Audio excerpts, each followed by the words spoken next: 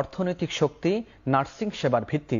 এই প্রতিবাদে আন্তর্জাতিক নার্স সপ্তাহ 2025 উদযাপন করেছে রাজধানীর আজগর আলী হাসপাতাল।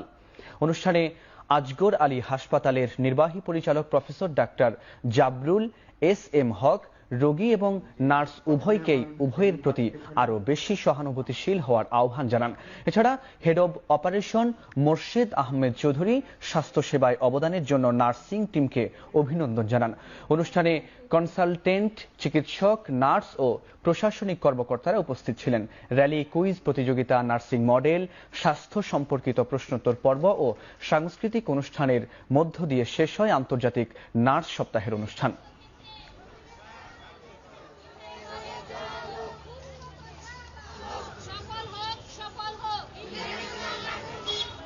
নার্সিং এডুকেশন যেটা আছে সেটাকে যেন আমরা আরো এগিয়ে নিতে পারি, সেবার মানকে উন্নত করা, সেবার দেয়ার পরিবেশ সৃষ্টি করা এবং সেই অনুপাতে মানুষের মধ্যে আপনার সচেতনতা বৃদ্ধি করা এবং তাদেরকে আমরা ব্যক্তিগতভাবে আমাদের প্র্যাকটিস, আমাদের হসপিটালে, আজগর আলী হসপিটালে, যে আমাদের নার্সের সম্মান যেন আমরা বজায় রাখি, তাদেরকে উপযুক্ত কাজের পরিবেশ আমরা যেন দিতে পারি।